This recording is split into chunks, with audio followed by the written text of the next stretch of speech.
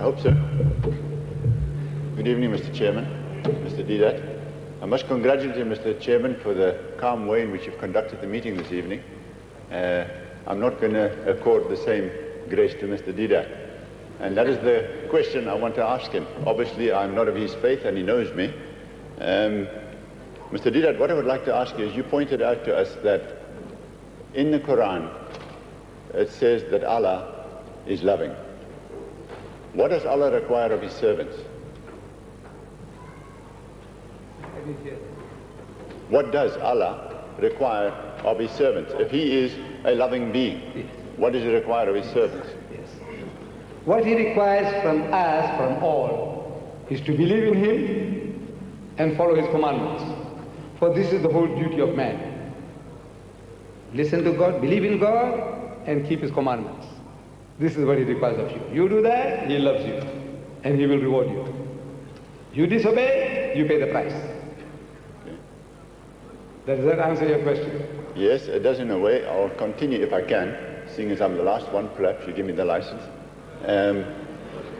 In the Quran as well, it says that Jesus Christ is a prophet.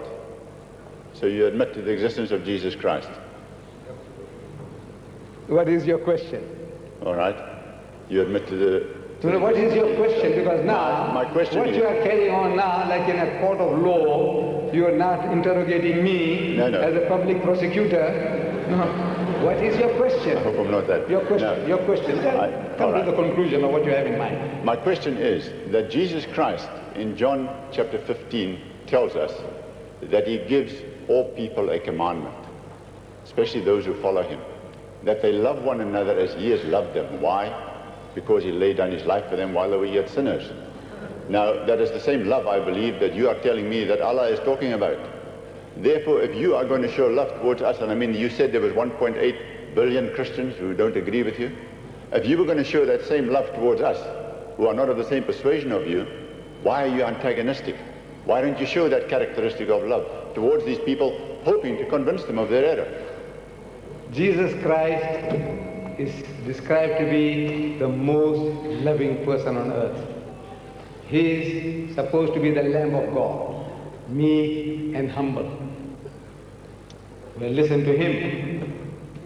You generation of vipers, you brood of snakes, you hypocrites, you wicked and adulterous generation, you fools, you whited sepulchres, we tell you. Who was he talking about? He's talking about his people. That's right. The elders of his people. The scribes and the Pharisees. So in other words, now if this was fitting for Jesus Christ, I never used any such language at all. Whatever I said tonight was more insipid than what Jesus had said.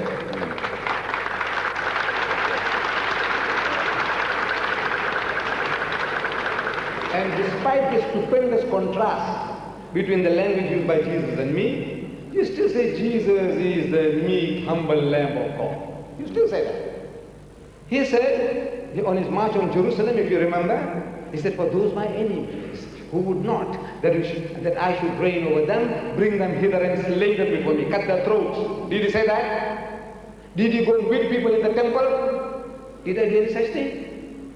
Look, I'm only speaking, I'm trying to reason. And it's a natural thing that if the thing goes against the grain, it makes a noise. The tongue. It's going against the grain. شكرا يا ربي شكرا هديت قلبي شكرا نورت دربي شكرا شكرا يا رب